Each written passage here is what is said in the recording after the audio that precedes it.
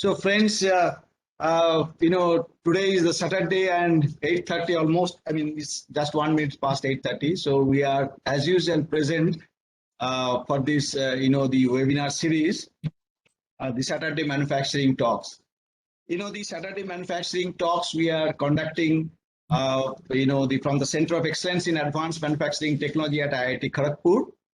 And this Center of Excellence has been set up roughly 3.5 years back with the strong support from the Department of Heavy Industries under the Ministry of Heavy Industries and Public Enterprises, and also with the support from the various industries. So we have formed a consortium where the private sector industries like Tata Sons, I can see the Dr. Purnendu Sinha is present today. Dr. Purnendu Sinha is from the Tata Sons, Tata Motors, Tata Steel, and Tata Consultancy Services. And also we do have the public sector industries presence in our ecosystem, that is from HEC, Ranchi, and also BHL. The center is they actively engaged in executing projects for these industries that I've mentioned. At the same time, the center is mandated to give training to the MSME sector and also to nurture the startups. So, having startup, having the MSME, big industries, academic institutes, research organizations. So having all these things, all the stakeholders on board, we are creating an ecosystem. And today's topic is very, very important and pertinent, with the theme of the Center of, the Excellence. And today's program is also very, the unique, because this mega webinar series, which you have started sometime, the mid of March. So today is the 14th week we are running this, the seminar. And today's seminar we are organizing, under the banner of Azaadi Amrit Mahotsav, which is to celebrate the 75 years of India's independence. So on this special occasion, it is my, I'm feeling very much grateful to our, the director, Professor Virendra Kumar Tiwari. He has, kindly agreed to be there in today's, the webinar. So I'm requesting Professor Tiwari to say something about this, about the importance of this, the event, and also important of the program. Sir. Okay. Thank you, Professor Pal. I think it's a great opportunity for me to share some of my thoughts. But what I can see from the audience, that last 14 weeks, this is the 14th week that you have organized, and there is a lot of interest. And this shows that how much of Industry 4.0 is important in the context of today's Atmanirbhar Bharat. Yes, this particular Azaadi Ka Amrit Mahotsav, in fact, dates back to 12th March 1930, when our Mahatma Gandhi started the Padayatra. And in fact, in order to, after 91 years of completion of that, this year in March 20, in fact, last year in March 2020, our Prime Minister, respected Narendra Modi ji, started this. And therefore, he started that there should be 75 years we will complete, and we have to see that 75 weeks before they start, we are getting about 15th August 2022, and it seems this will be continuing till 2023. Now the concept behind this is that Jan Bhagidari, that means people will be involved in our design, development, and growth of this particular country, and that was the concept which Mahatma Gandhi started at that time. And in fact, this particular seminar, which Professor Pal with his friends and students and colleagues have started, I know in fact he has 90% of this his own efforts. I can tell you that this is exactly doing the same thing what Azaadi Ka Amrit Mahotsav talks of and believes in, that people understand this Industry 4.0, People will be benefited by such lectures. People will like to participate in such lectures, and the help that we have got for this particular center, which he has given in details, that advanced manufacturing center funded by the Ministry of Heavy Industries, as well as the 4 other corporate industries. We are very happy, and I welcome all 4 of them that they are helping us. This sort of infrastructure creation will help the feeling that we have, or the ambition that we have, to create a $5 trillion economy, and the importance and support of the industries. We cannot grow until an industry and the academia come together, and therefore this particular center is a noble step in that direction. Very good initiative in this direction. The people who are not in a position, the small industries, the medium-sized industries, and the other micro industries who cannot afford to have these high-ended equipment for quality product development. Because if the product, because it has been seen that many of the products which actually they are not good quality, then they will be rejected in the market, and hence they don't get price. And therefore, such a center will help the small MSMEs in training, in production of their parts, of course on a certain cost basis. But I think this will create more and more manpower for such industries, even for these industries, as well as it will help in their creating good quality products. And therefore, such thing which was started by Professor Pal, I am sure that when this lockdown or the pandemic will be over, I think this will be continued, and I'm sure that more and more benefits that we will be in a position to get out of such seminars when there will be interaction. In fact, he wanted to have training. He had scheduled also training somewhere in the month of March, which he did previous year. And in fact, we could not hold because of the growth of the pandemic which has created. Otherwise, we would have helped some of the industry people who could have and the startups. Today's lecture, in fact, is I'm very happy that Mr. Bhaskar Majumdar, who is Unicorn India Ventures, has agreed and is talking on a very important topic as to how to create these people, these startups, help them in manufacturing and help these startups, because the startups do not have that much of fund strength and also not of expertise. And therefore, his talk, I think, is going to give these startup people or the entrepreneurs who are there, they will learn a lot from him. And maybe after that, he will get a lot of questions, a lot of queries and emails, which will help those people. This is, in fact, the aim of such seminars or such lectures through this particular center, which is, of course, Industry 4.0. and various innovations that we are thinking of. In fact, we are planning that more and more manufacturing faculty will come closer and contribute in the growth and development of the Industry 4.0. So with this small, short, my views, I think I will welcome, and I'm very happy to welcome Bhaskar Majumdar ji and see that we will listen to his lecture. Thank you, Professor Pal. Thank you, Mr. Majumdar ji. Namaskar and good night. Unmute. Unmute. Unmute. Yeah.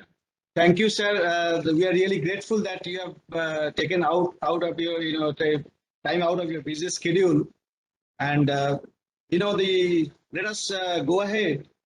Before we listen to our great speaker today, Bhaskar Majumdar. So let me read out a brief bio sketch of Mr. Majumdar.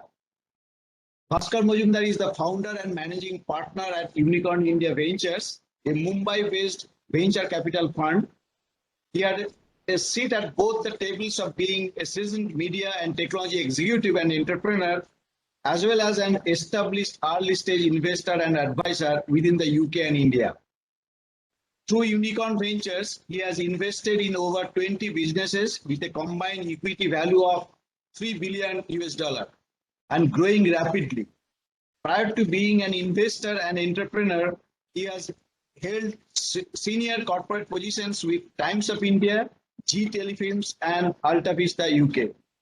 He had several entrepreneurial ventures to his name's credit. In 2000, he started his first entrepreneurial venture, Recreate Solutions.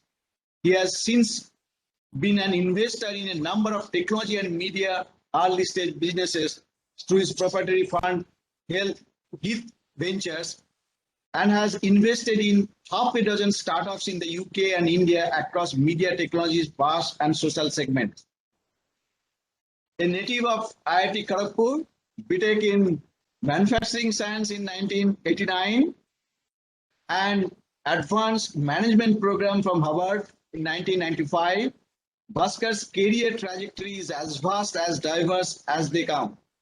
He brings an international flavor to Unicorn India Ventures and would enable early stage business in their international rollout strategy, as well as being potential targets for international businesses looking at strategic entry into India. He has recently added another notch to his belt, having authored a book that has been published in January of 2021, titled Everything Starts from Nothing, in which he endeavors to capture the essence of the startup ecosystem from his first-hand experience and help navigate those who wish to get their foot through the door. This would be a very interesting topic as far as today's perspective is concerned, because we, as our director has rightly told, that we need to create an ecosystem between academic institutes, big industries, small industries, and startups. So let us all listen to Bhaskar Majumdar. Bhaskar, please. Can you give me the sharing? Yeah, sure. Prabhanjan, would you mind giving him the share right?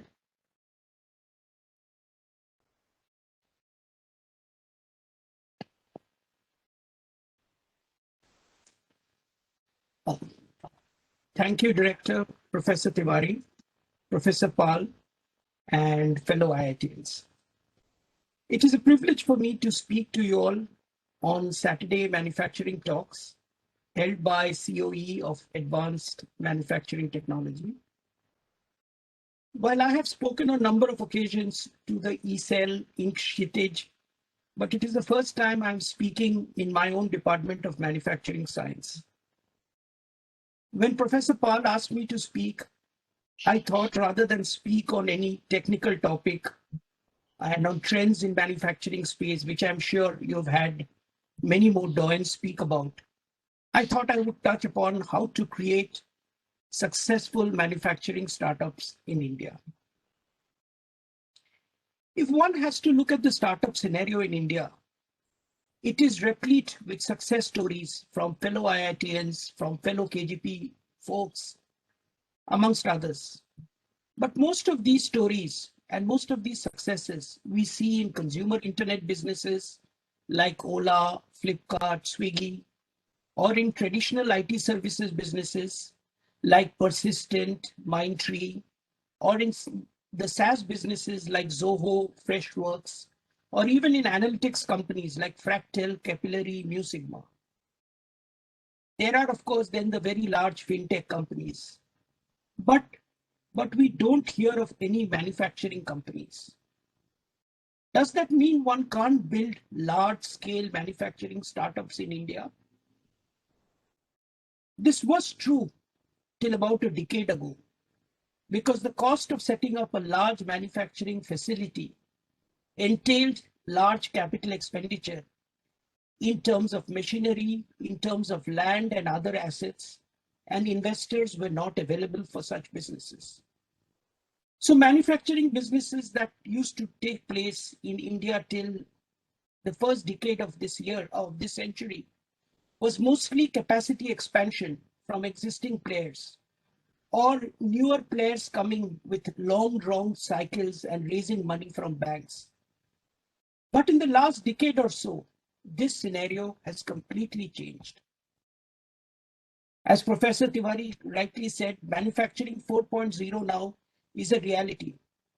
We see traditional manufacturing and industrial processes being disrupted and integrated with modern smart technology, large-scale machine-to-machine communication, IoT-enhanced communication between all stakeholders, AI-based predictive monitoring, and the birth of smart machines capable of analyzing and diagnosing issues with little or no human intervention has led to the creation of an environment where, like software industry, one can start manufacturing businesses with very little capital expenditure.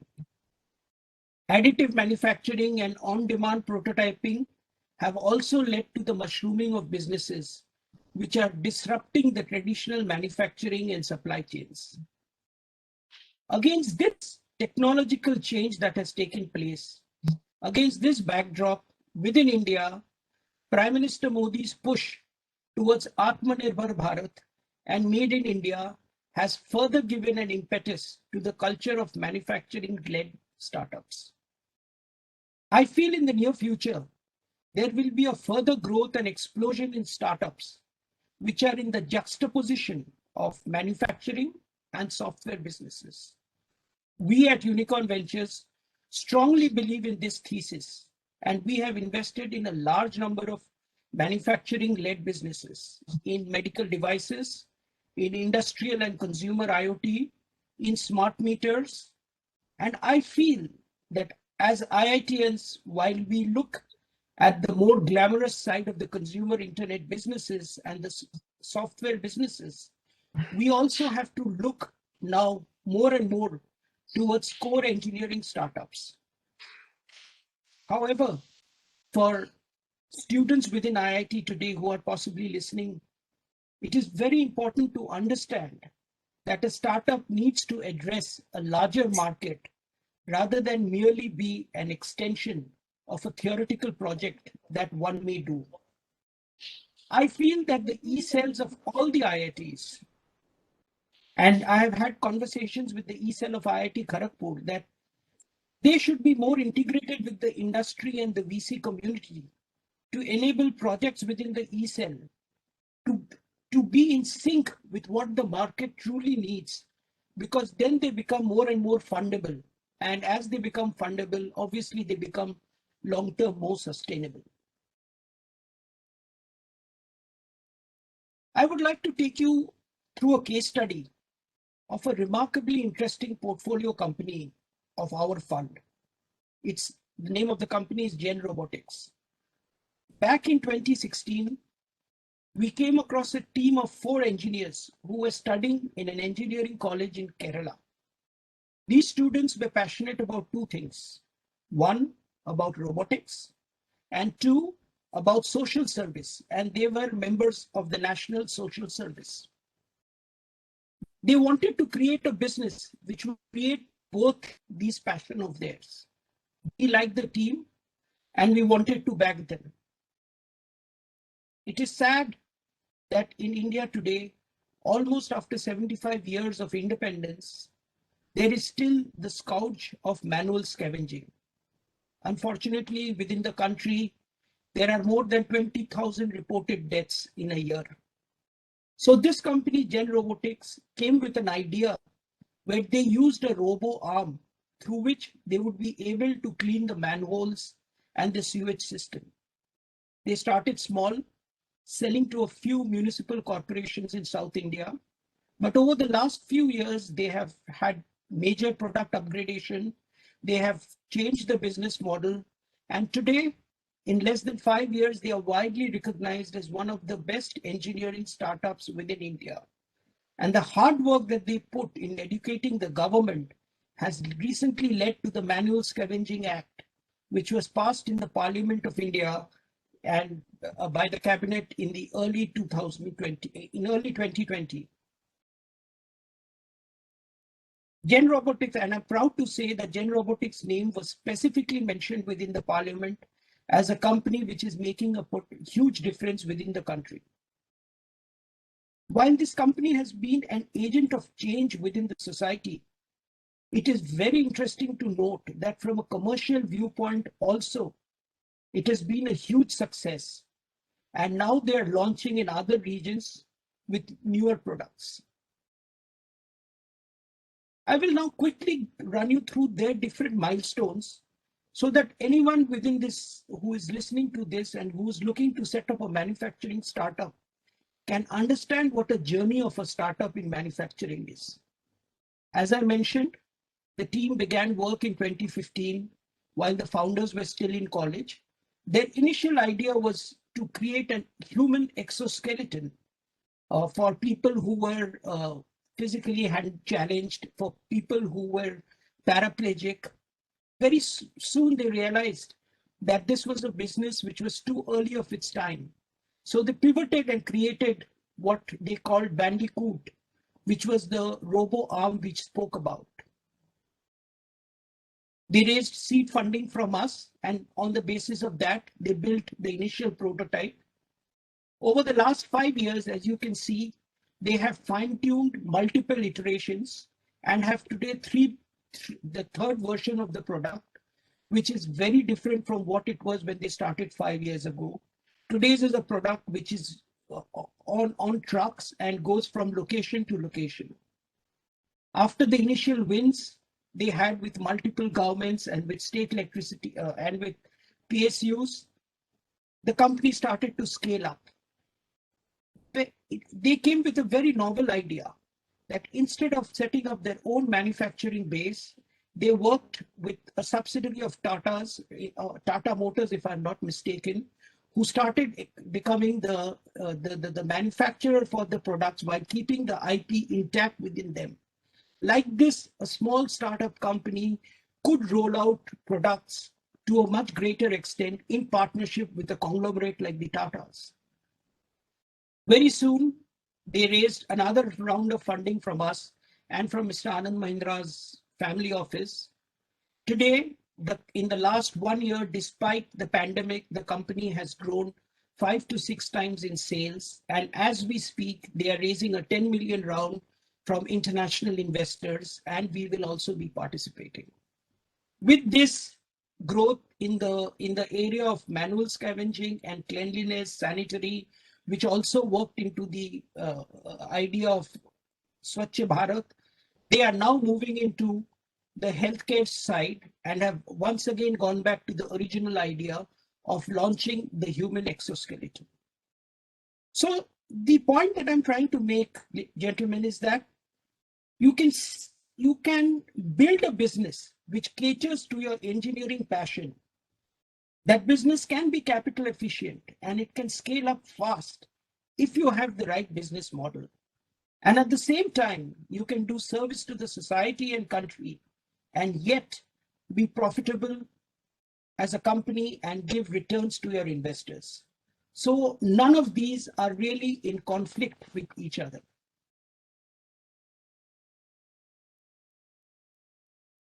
I just wanted to give a flavor of or overview of some of the manufacturing startups that have happened in India over the last few years. As I said earlier, manufacturing startups are not well known are not well known to most people. They are not as popular and as used like the consumer businesses. But in the last 5 to 7 years, there has been a number of manufacturing startups within India. In the smart factories area, there is a company called Altazon. This company is in the industrial IoT space. It gathers and analyzes data in close to real time. From a technology perspective, they can connect diverse industrial connectivity protocols and has a rich AI engine which translates collected data into actionable items. This company operates across various industrial sectors and has been able to scale up very fast. Started in 2013, one of the first engineering companies to get venture funding in India. They have recently got funding from strategics like Wipro, amongst others.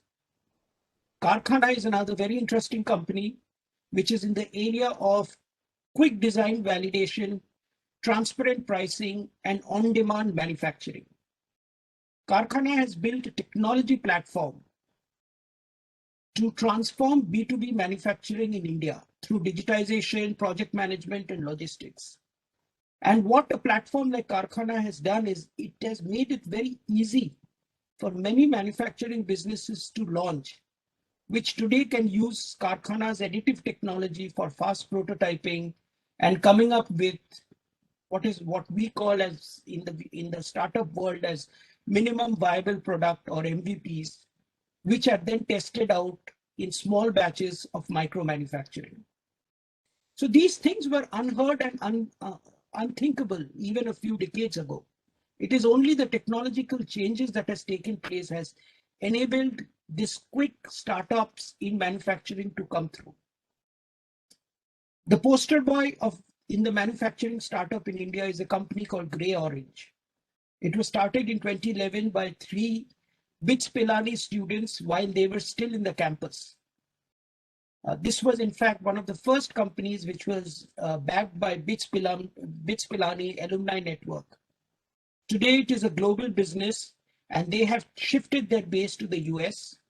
They have a fulfillment operating system that fully integrates the AI-driven software and intelligent robots to deliver smarter, faster, more nimble and more flexible fulfillment. They have close to 100 installations and in the startup world is the first unicorn or $1 billion company that has come out of India. And all in a less than 10 years. Nui is another company within the big data space, started in 2018. They use predictive solutions for enhancing the overall productivity in the manufacturing realm. They have recently raised $7 million from a leading VC within India. So through these examples, the point I want to highlight is that manufacturing startups are not as spoken as the software cousins, but there are a lot of manufacturing startups that are being funded within India. And if you have ideas you would like to pursue, this is the right time to pursue it.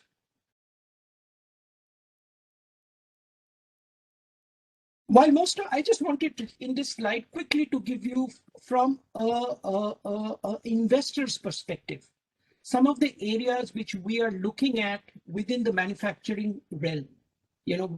While most of the companies I have spoken to you about have been in the area of collaborative apps or in inventory management, asset tracking, manufacturing, SaaS and prototyping services, but in the near future, we strongly believe that with the technologies like with the launch of 5G in India and IoT becoming more ubiquitous, with virtual reality, augmented reality, getting married with the machine vision, with swarm robotics already there and coming more and more into the mainstream, we strongly believe that these will be some of the areas which will really take off within the next decade or so. The use of VR technology in manufacturing for day-to-day operations, for example, guiding a worker with instructions during actual manufacturing, inter-team coordination on the workflow by design, or helping upskilling the manpower. These are some of the areas which we are looking at. We are looking at large-scale, localized machine-to-machine communication or swarm intelligent robots, which we believe sooner than later will become the de facto operators in the coming decades in the factories. As of now, mostly, what is happening is in the warehouse automation, but we believe that these standalone cloud control robots will soon be replaced by self-deciding swarm ones. Again, as technologies like machine vision and contextual image processing continue to mature, we see that they will have a huge role to play in quality control, in defect detection, in workforce efficiency monitoring, in day-to-day operations of manufacturing units. Just like every industry has been reshaped by AI, so also naturally manufacturing will be reshaped totally by AI. Already, right now, big data analysis, predictive maintenance are the first steps that we are starting to see. But we believe going forward, it will be generative design and rapid prototyping workflows Even those are the areas of interest to VCs like us. Then again, an area which is globally important is the area of environment, health and safety along with sustainability. We see number of SaaS offerings coming within this area, which will be led by regulatory needs, by public opinions, and also from workforce demand.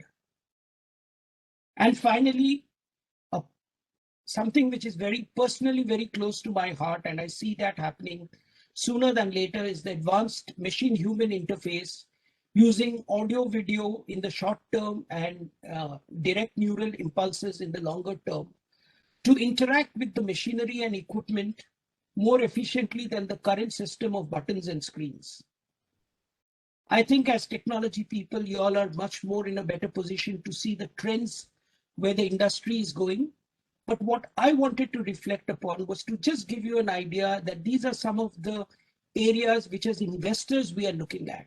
And if you study the commonality between all of this, you will see none of this are the old style, of being extremely capital intensive to start up. These are all in the area what I call, the confluence of software and manufacturing.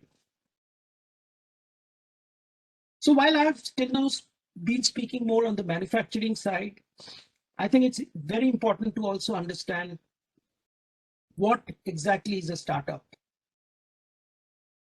I'm often asked by students and the first-time entrepreneurs if there is ever a eureka moment when suddenly someone understands that this is the type of startup I want to do. In reality, there is no such moment. One needs to plan one startup over a period in time. While there is no rule book or a playbook on how to create startups, one just needs to have certain aspects borne in mind so that the chances of failure are reduced. I did not say the chances of succeed increasing, but I clearly said that the chances of failure are reduced because that is the nature of the startup beast. One needs to have a clear business model, and with time, the business model will change and evolve. Let me give you the example of Gen Robotics, which I touched upon. Initially, when they launched, their business model was to sell each robo, and the responsibility of installation and usage was that of the various municipal corporations. Soon they realized that the municipal corporations, while they had bought the robo, they were not installing it. And the reason was very simple. If they installed a robo, one poor manual scavenging person for whom this was the only job he knew would be made redundant. So they changed their business model and they started selling them on a robotics as a service basis. They took those people, the scavenging people, on their payrolls. They retrained those people and gradually converted them to become robo operators. So this single change in the business model, which we work very closely with them, enable them to scale up. So business model, having a business model and then changing it along the way is the heart of creating a startup.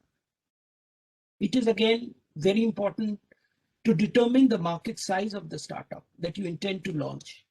If you're launching your startup in a very small niche, chances of you being able to scale up and get funding is also very limited. Again, your startup cannot be, catering to the needs of everyone in a particular area. So it is very important to be able to define the market, to be able to have a clear focus on who your target customers is and who your early customer winners will be. Along with this comes an analysis of the competitive landscape. Sometimes I hear from entrepreneurs that the startup has no competition.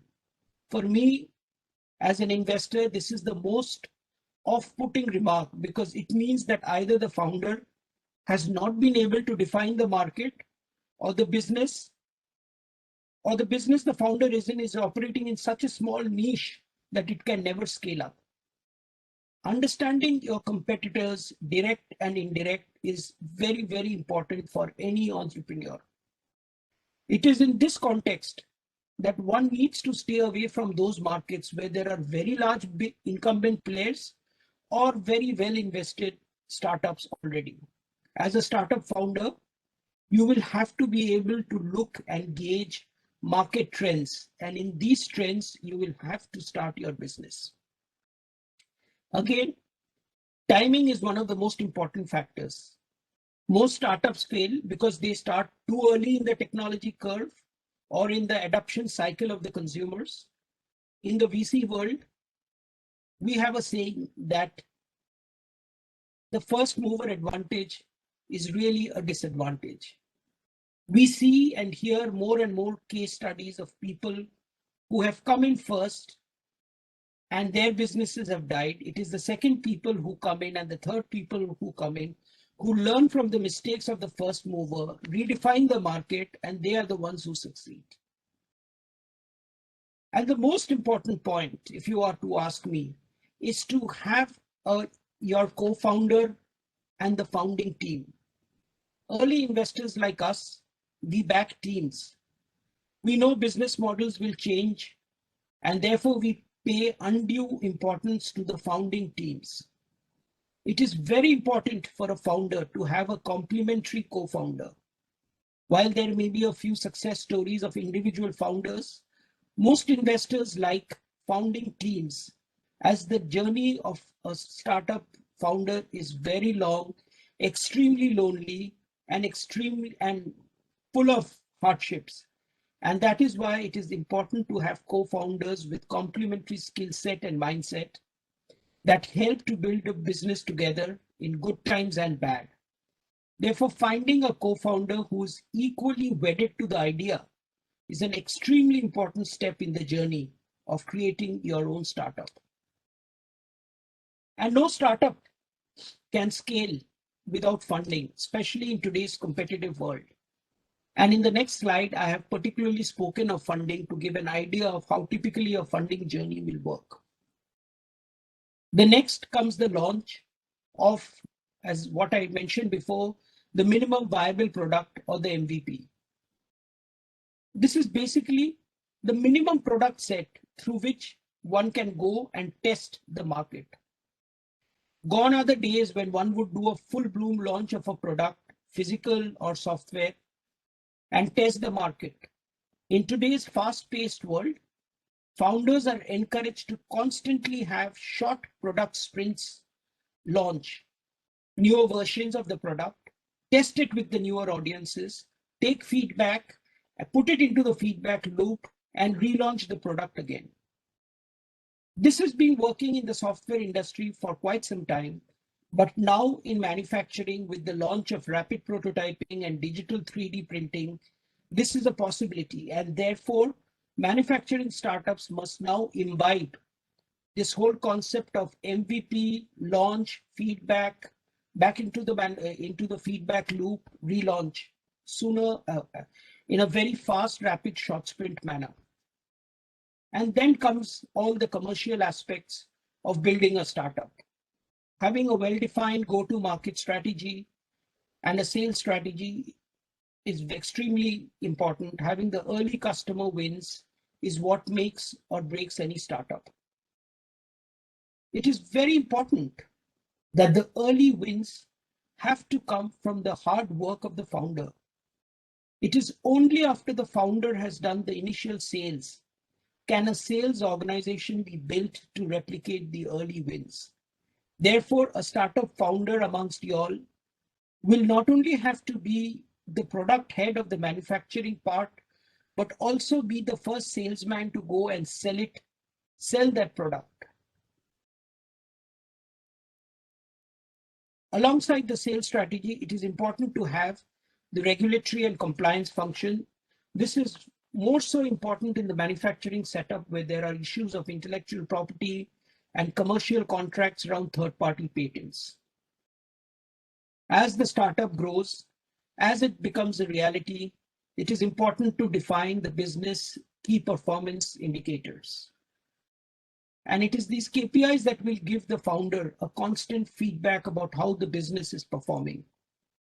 In today's high decibel media world, startup founders often fall for what we call vanity metrics.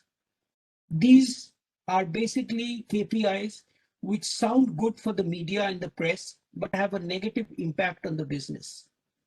Founders need to be aware of the vanity metrics and need to stay away from them and focus on the true business metrics, which will help in building a long-term sustainable business. And then finally comes what I consider the heart of the startup world, cash flow management.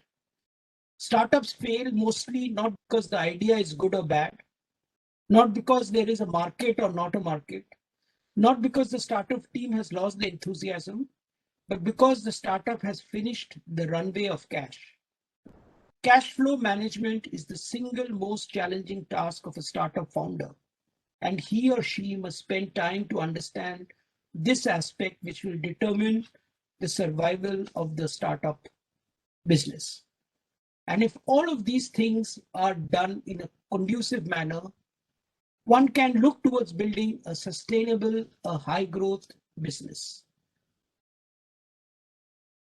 I just wanted to give this as a funding overview, because a lot of people who are first time entrepreneurs keep reading about Series A funding, Series B funding, angel funding. While there is no fixed definition about any of this, I just wanted to give a highlight. When you start the business in time zero, that is when you start. Initially, you go to your friends and family, you go to a few angel investors and few seed capital. These are the people who really are backing you as the individual. They are not so much backing an idea, they are not so much backing the business, they are backing you because they think that if you are the founder, they know you either from your college days or they have been associated with you in projects. They know what you put your heart and soul to and you will succeed. So they are the initial people who will back you. Then if you see the red line which goes and the one that is below the axis, that in our parlance we call the valley of death. And that is where 70 to 80% of the startups fail because they are not able to come to a break even, they are not able to raise the money. So that is what we call the valley of death. And that is the toughest part of the business. Gradually, once a sort of break even happens and the company starts growing, that is where the early investors like us, we start to come in. There are different along the life cycle and growth of the company, different times you raise money. There's a first, second, third round. It is often referred to as Series A, Series B, Series C rounds. And then the later stage rounds start happening when the big VCs come in, when the private equity people come in, they start backing the businesses, and then the businesses go towards the public market. And obviously along the way, there are other business decisions that happen like acquisitions, mergers, alliances, and all of that. So this gives a broad idea about how a startup business works, the funding of the startup business runs, and early backers will have to be people who will back you rather than the idea, and that's how things start. So to synopsize, the macro environment within India is very conducive to building manufacturing-based startups. There are VCs today that are looking to fund such startups. The initiatives of the government of India has created an air cover that will boost manufacturing startups. Then you have on the technology side, the triangulation created by software, the ubiquitous growth of artificial intelligence, and the enablement of rapid prototyping and additive manufacturing has led to an environment which is conducive to manufacturing startups. I personally extol and encourage folks like you to look with strong manufacturing engineering background to look at creating your own startups.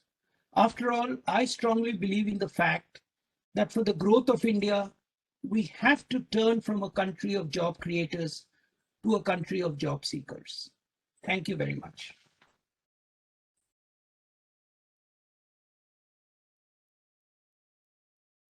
Yeah, thank you, Bhaskar. It was really a nice, the presentation. As you have rightly told, I mean, you have told many things which are really, the very much applicable as far as today's days are concerned. Like the manufacturing is being reshaped by the implementation of the AI. That is, and you have rightly pointed out the upcoming areas, the where the startups can grow. You know the there's a lot of questions are coming up in my mind. So before I move on to the audience and see their questions and all, so I'd like to ask, the two questions from my side. As an investor, how do you see the potential in future of manufacturing startup in India, like as compared to the other countries? The what is the growth rate of the manufacturing startups in India? I think, Professor Paul, I think India is the needs of manufacturing startups in India is very different from that in a lot of the developed markets. The example of Jain Robotics I gave you, it's a hugely successful company. I can't share the financial numbers, but in the last 1 year, they have grown 6 times. Very profitable company, but they are solving a need which is so specific to India. Yeah. I think that is where I see a big opportunity, because today, given the change that is taking place within India, and a lot of things within India are still very broken. If you take the supply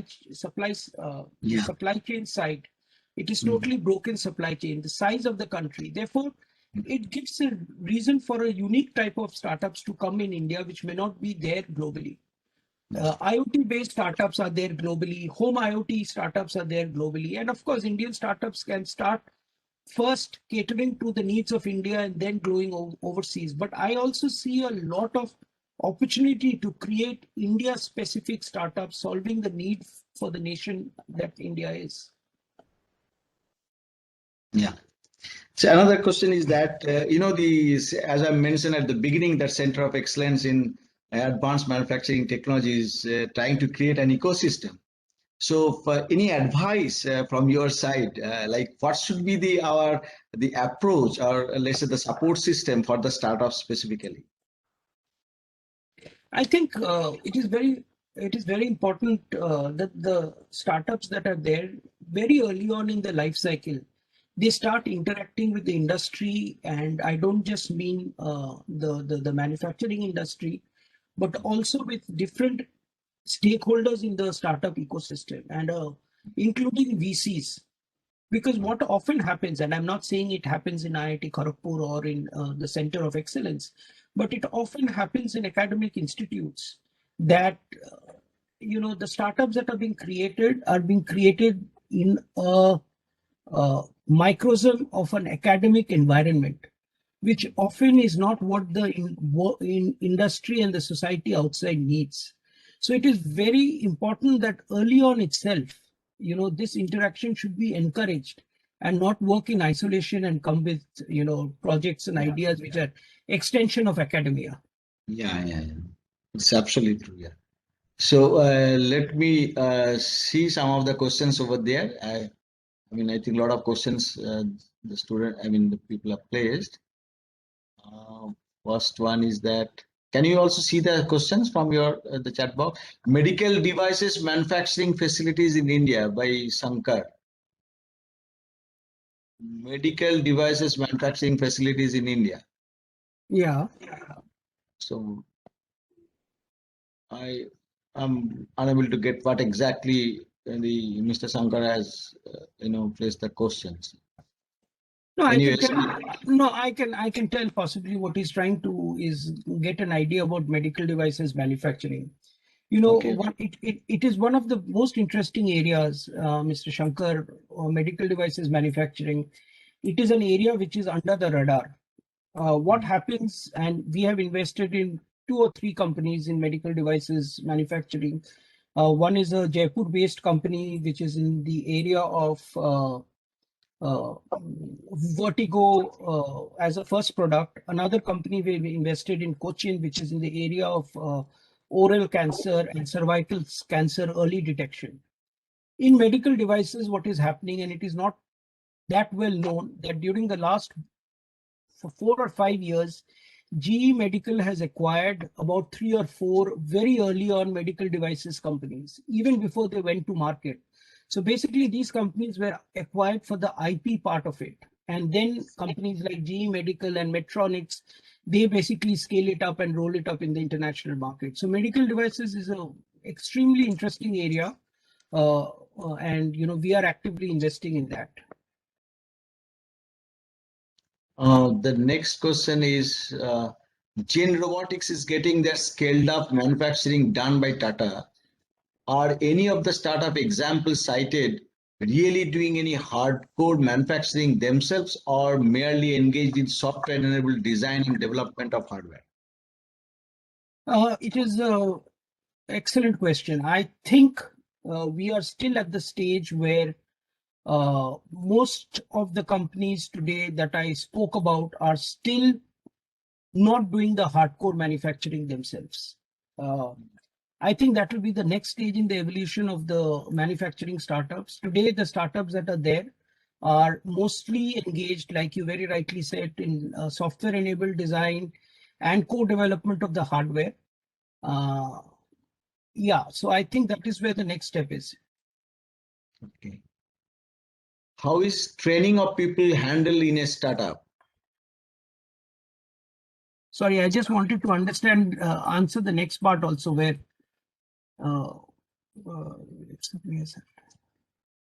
Okay. Sorry, training in startups is a lot of it is very much on the job training. But the good thing that has happened in India is startups within India have sort of become a different ecosystem away from the large enterprises. And within the startup, what happens is, you have a larger startup who actually spends a lot of time and energy to train a new startup within that space. So that type of things have started to happen. Then startups are also very, very integrated with a lot of educational institutions, at least in one or two of the other IITs, because they are locally based over there. Some of our portfolio companies work very closely with them on certain aspects on the training and development side as well. Another question is on what are the opportunities of augmented reality in manufacturing? We can see a number of areas within augmented reality in manufacturing. One of the companies, for example, which we have not invested, but we had actively looked at, was in the area of using AR for pacemakers, again in the medical devices area.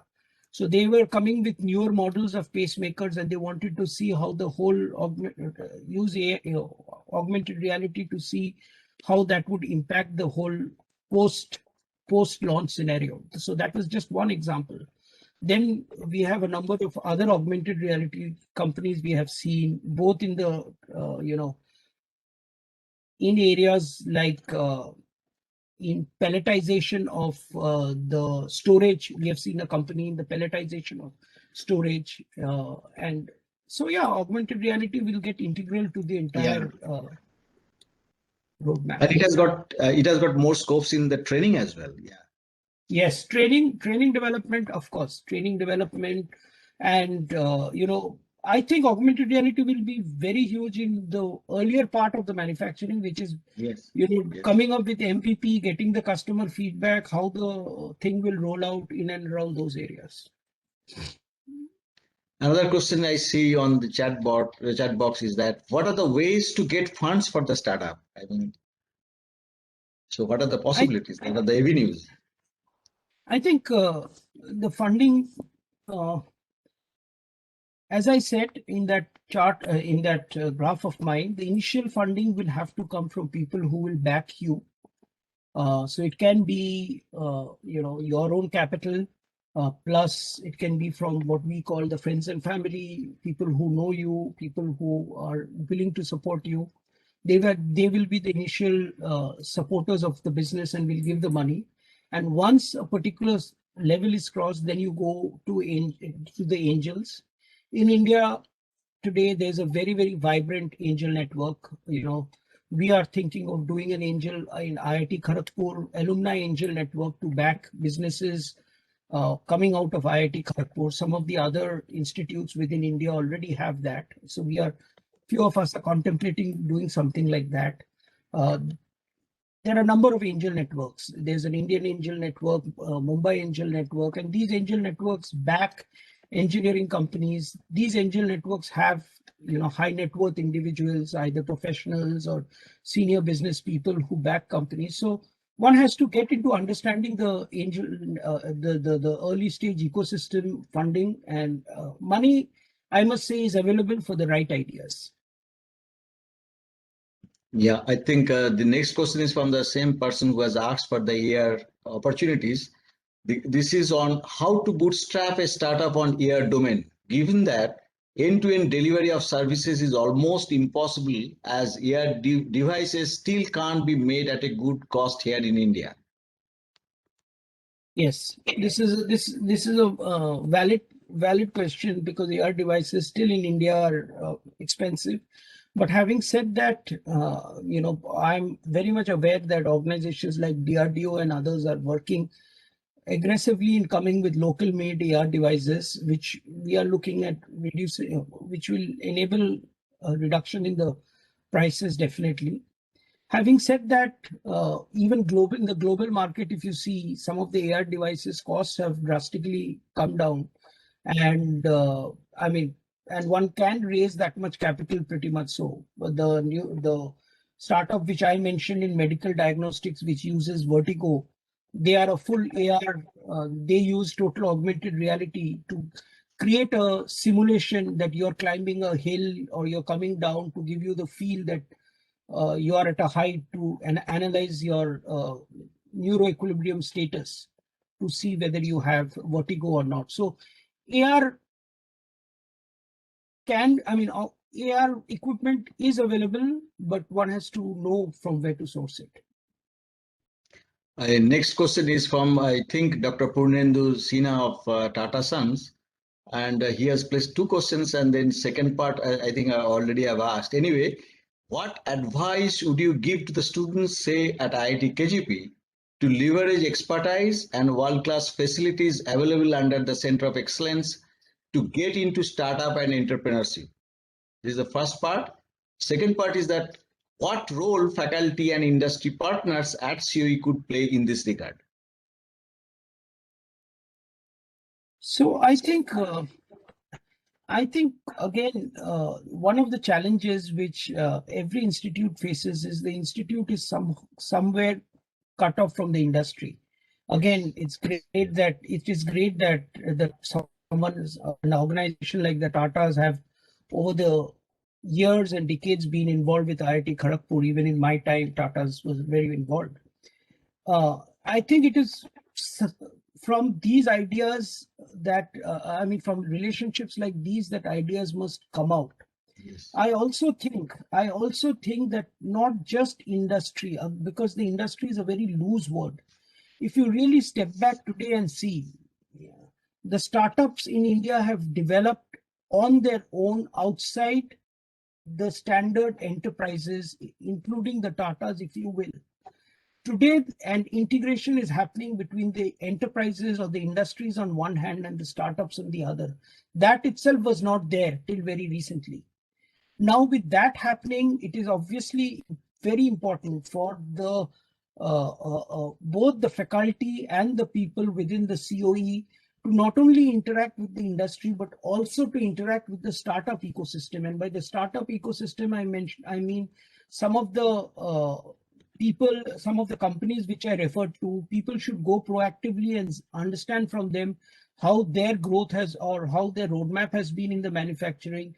Talk to VCs like us who have invested in manufacturing to see at what stage we invest. So it has to be much more proactive dialogue led rather than, excellent facility, but working in isolation. Next question is from Mr. Rishabh Soni. So he has mentioned as, hello, sir. I thank you for a very insightful talk. And he has now placed the question. I wanted to know more about the proper timing for any disruptive idea to launch.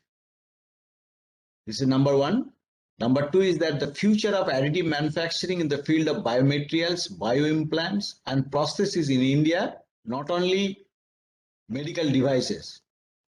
And number three is that change in business model will definitely bring the setbacks in not only in team, but the main idea pitching CEO or CTO. How to cope up with that and change with the whole ideas.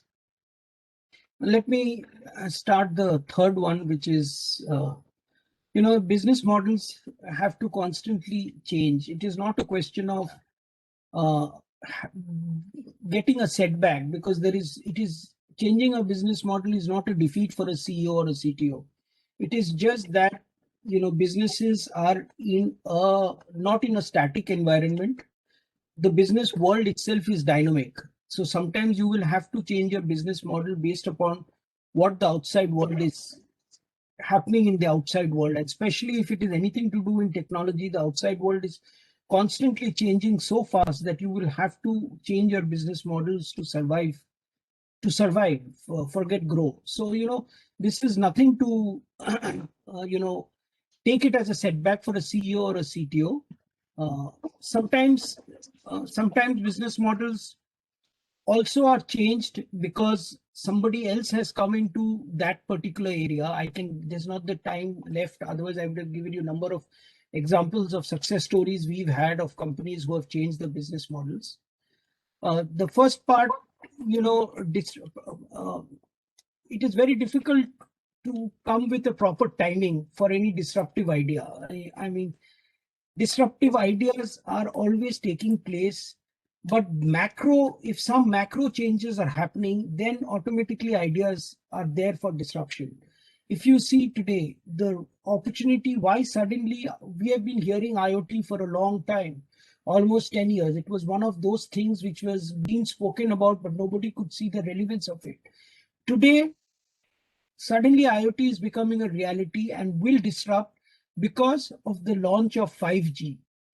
So each time there's a technological and especially techno infrastructure leap, there is a need for certain disruptive ideas to come and take place.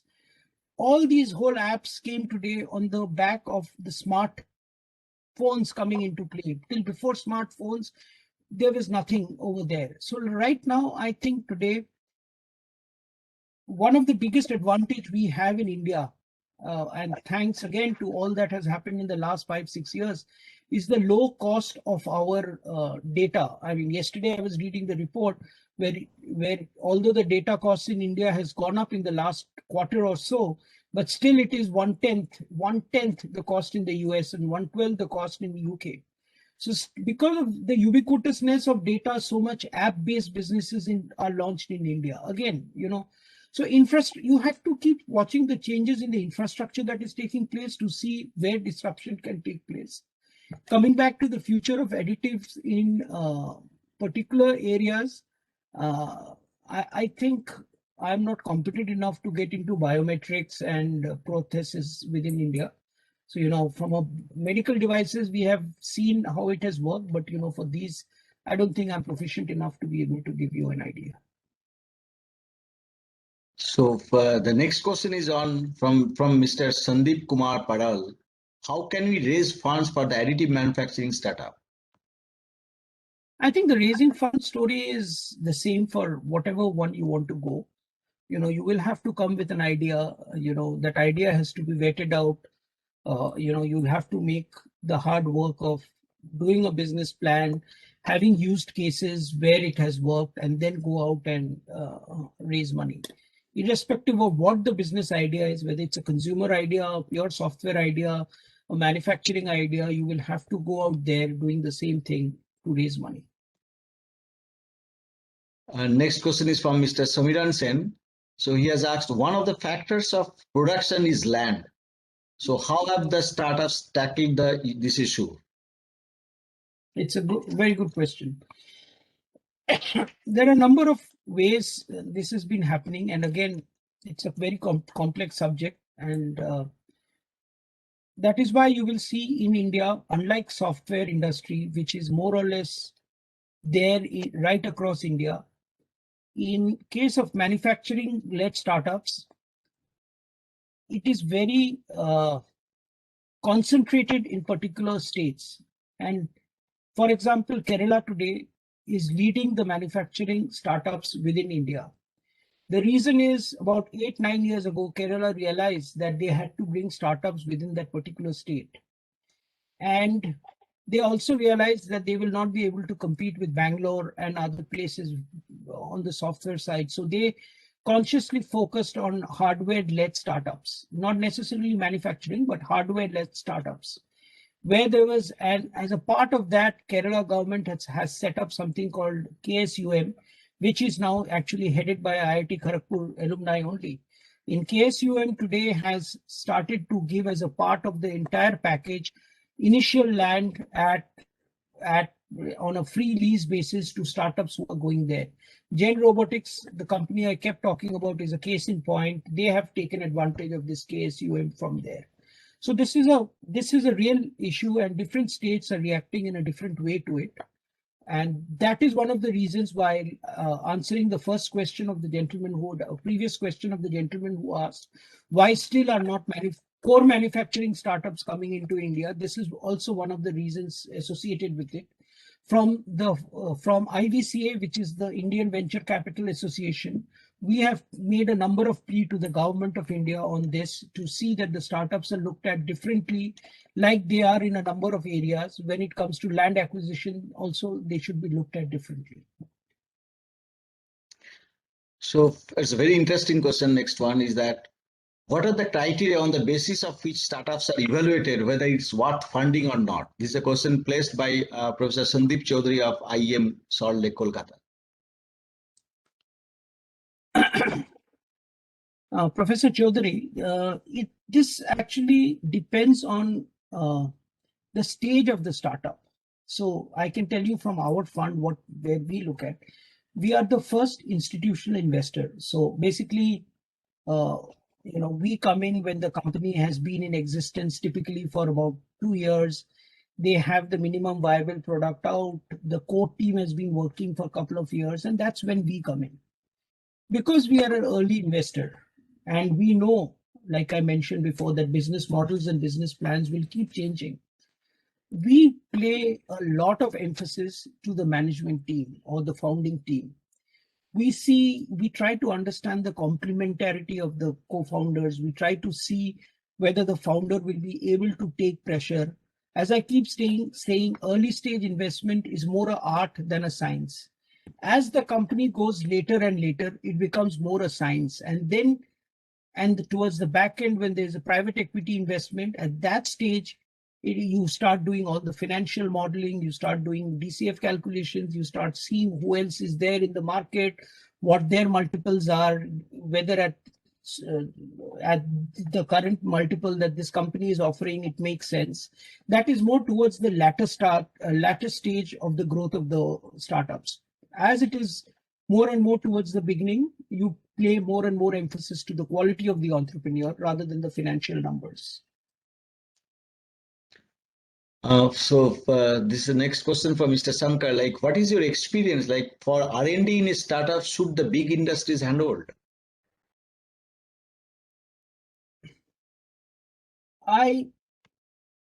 It's a tough one because we have tried to do in some of the. Okay, let me explain what is happening in India before I answer these questions on the industries versus the startups. Till 2014-15, and I can see a lot of people from the industry over here, they will empathize. Till 2014 and 15, the startups were running on their own esteem. They were seen more as tech companies. They were seen to be on the fringes. And nobody would take startups seriously. When we were even raising money, people would say, all this Swiggy and all of these things, they will all die one day. Come 2020, it is a reality. And we see how, Reliance is out there acquiring 17 startups. Tata, in a matter of 3 weeks, in a matter of literally a month or two, has made clear positions in 3 large startups, but startups still all less than 10 years old. So today what is happening is people are realizing that startups is nothing but fast growing new enterprises which have been built in a much more capital efficient manner, and where there is nothing as a promoters.